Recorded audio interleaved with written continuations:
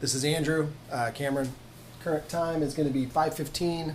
We're going to now discuss the pivots, time versus price correlations, and we'll go ahead and direct it to the chart where we'll discuss that.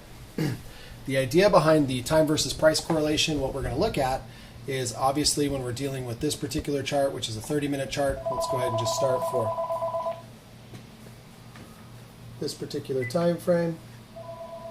What we're going to do is we're going to look at the daily view. We've already discussed that we are in a channeling with a shorter term uptrend here. And what we would look at is we would look at current pivot to identify current time versus price correlations. As you can see here, what we currently have is we have the market putting in lower lows within this relative time frame, coming into a confluence of this particular uptrend. We would then also say we've got lower highs, lower lows, retesting lows of both current candle and previous on an hourly view. We would then compare that to a 1 hour chart, compare the exact same data. Because on an hourly view we would have been trading this all the way to the downside. Here what we have is we actually have downtrends confirmed by our slopes on our on our system. And you can see how each time this is continuing to compress down to the downside.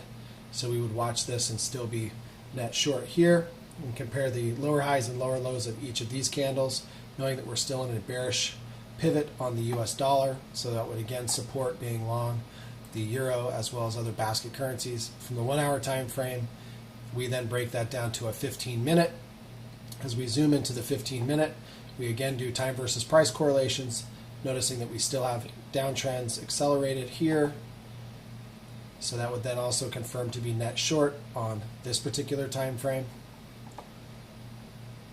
And as the systems then turn, we would zoom into a 5-minute. We can see potentially where this is coming into a range, still in a downtrend relative to our lines. And then our final step would turn here. Again, same basic parameter.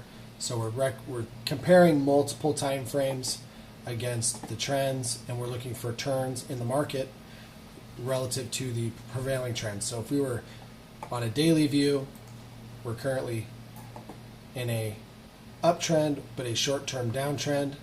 We would look for this to bottom and see the correlation change of price, time versus price correlation, to then trade on our lower time frames, which would give us an indication of potential turns in the market and also assist us in creating our hedges.